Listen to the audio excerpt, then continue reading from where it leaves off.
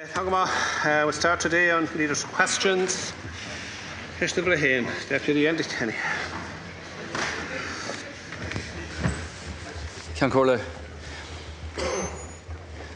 we all know our country has serious economic difficulties. Before I ask my question of the Taoiseach, I'm sure the House will join with me in expressing the condolences and the sympathy of everybody here on the unspeakable grief inflicted on two communities yesterday in Ballycotton and Newcastle West. These are tragedies in respect of which words are not adequate. And I just want to say that before I ask my leader's question of the Taoiseach. In that regard, Taoiseach, we've been told by you and your government on more than one occasion that the bank bailout for which the Irish taxpayer has paid was the cheapest and the most effective and the best around.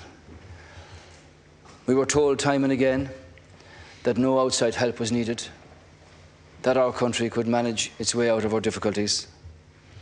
We had the spectre of not one but two cabinet ministers this weekend telling us that discussions and talks about technicalities and talks about conditions at European level were fiction. Fiction. You knew nothing about it. The government knew nothing about it. No minister knew anything about it. If they're going on, we haven't heard about it. This morning I listened to the Minister for Finance, and he said it's important that where assistance might be forthcoming from Europe, that those involved in that assistance should be given the full facts. This House was never given the full facts. This country was never given the full facts. The people were never given the full facts. And now we're told that it's all about structural deficiencies in the banking system, despite the fact that time and again the government said everything is now fine, green shoots coming out of the tunnel, we're on the way up, we're on the way back. What's good for Fianna Fáil is good for the country. Well, now we know the truth. White flag has been raised, the towel has been thrown in, and like the prowler waves off the west coast, they're coming in on Thursday. And they're not coming in here to say, well done, Bryans, well done, lads, keep at it, you're doing a great job. They're coming here effectively to dictate the terms of a bailout to the Irish government and the Irish state. That's what they're doing. And I would like to ask you one straight question, Taoiseach. Do you believe that it's now possible for this country to move on without the assistance of a European bailout? Do you believe that? Ceann, first of all, I want to join in the sympathies expressed to the families of those bereaved in the appalling tragedies of yesterday in Cork and in Limerick, and our sympathies to the families. As Deputy Kenny said, unfortunately, as I was saying yesterday, day in, day out, it's sort of an attempt to be politics as usual here from Deputy Kenny in relation to finding some means of suggesting that there is less than full transparency in relation to these matters. Sorry, Deputy, we can't have a proper discussion on leaders' questions if you're just going to carry on like that. Okay, so let's just listen to the situation and deal with the matter properly and try and behave with some degree of seriousness. In relation to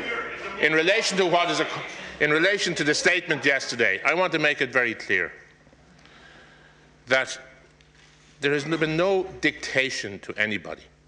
What we're involved in here is working with colleagues in respect of currency problems and euro issue problems that are affecting Ireland, that are affecting other countries, and particularly affecting Ireland at the moment. And all of what we have done in relation to what has been said yesterday evening, there is support from European colleagues in respect of all of the policy initiatives that this government has taken to address these issues. That needs to be said. Full support.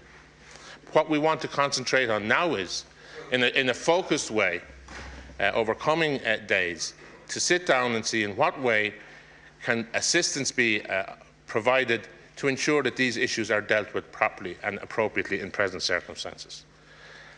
So there has been no question of the government, as was being stated all over the weekend, in a negotiation for a bailout.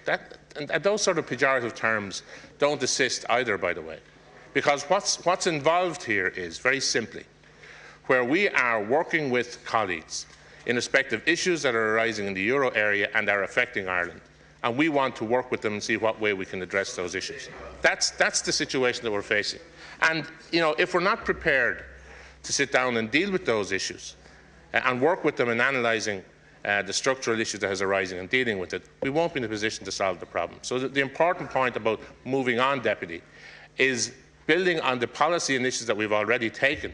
Let it be said, in relation to if it's in relation to banking, it relates to the guarantee, the capitalisation and the segregation of assets, all of which are supported by the euro area group. If it's in relation to our fiscal policy, how we can proceed with our 4-year plan and our budgets, and in the context of the 4-year plan and the budget, sitting down with them over coming days and dealing with the issues as they are arising. Final supplementary, Deputy Kenny. Well, the Taoiseach didn't answer the question I asked him. I asked him a straight question. Do you believe that it's possible for this country to move forward without assistance now from a European bailout? You didn't answer that question. You go off on tangents again about discussions about the economies and all the rest of it. And that's absolutely fundamental. The point is that the banking policy of your government and Brian Lenihan has been a catastrophic failure. Yes, it has. And you didn't tell the people the truth when you introduced the banking guarantee here in the first place. You didn't. You didn't. Because you covered every conceivable loss with your blanket guarantee. Now, you've always told us that you accept responsibility for your actions in politics. Do you accept, Taoiseach, that your banking policy has been a catastrophic failure? Now, these people from the IMF, the European Commission and the European Central Bank are not coming here on this Thursday to say hello, keep at it, Brian. Not coming here, Taoiseach, for that purpose. We do know that when monies like this become available from this fund, that they come with a very specific policy set of conditions, with a memorandum of understanding, with a generally accepted 5% annual interest rate and a 3% administration fee on top of that, and strict conditions that apply to it. And that's what they're coming here to talk about.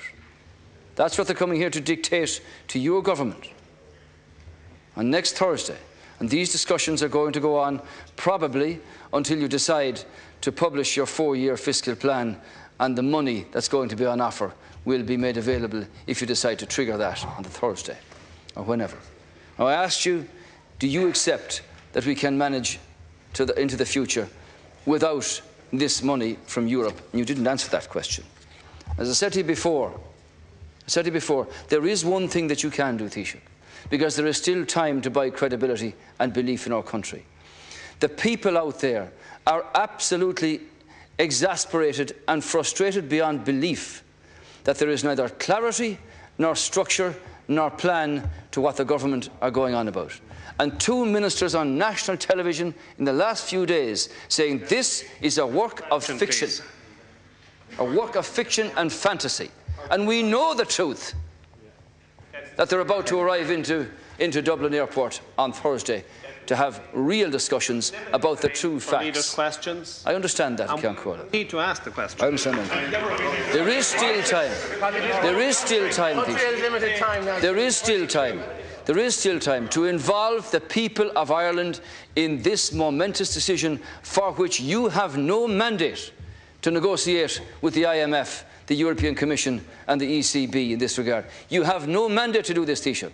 And you are doing it on top of the people's heads because you say that your way is the only way. Well, it's not, and it's been proven now to be catastrophically wrong.